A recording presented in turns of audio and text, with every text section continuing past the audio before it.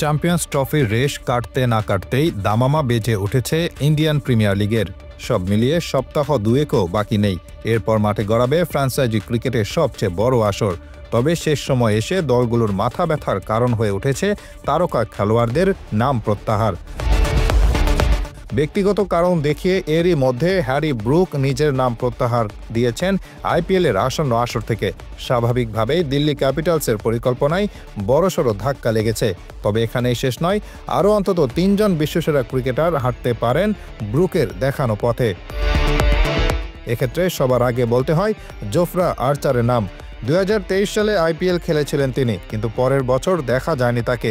এবারও কথা ছিল না খেলার, তবে শেষ মুহূর্তে নিলামে নাম দেন এই পেসার। মূলত চোট সংখ্যায় তার এনওসি আটকে রেখেছিল ইংল্যান্ড ক্রিকেট বোর্ড। পরে অবশ্য অনুমতি পান তিনি। যদিও মার্ক উডের নতুন করে ইনজুরিতে পড়া আর আসন্ন ভারত সিরিজের কারণে ইসিবি পুনরায় আলোচনায় বসেছে আর্চারকে নিয়ে। তাকে এনওসি না দেওয়ার প্রস্তাব জোরে সোরেই উঠেছে। তাই তার এবারের আইপিএলে না দেখার সম্ভাবনাই অনেক বেশি। কলকাতা নাইট রাইডার্সের চ্যাম্পিয়ন হওয়ার পেছনে মহা গুরুত্বপূর্ণ অবদান রয়েছে মিচেল স্টার্কের, কিন্তু দিল্লি ক্যাপিটালস খুব সম্ভবত এবার তাকে পাচ্ছে না। টেস্ট চ্যাম্পিয়নশিপের ফাইনাল এবং অ্যাশেজের আগে পুরোপুরি ফিট হতে চান স্টার্ক, সেজন্য চ্যাম্পিয়ন্স ট্রফিও খেলেননি।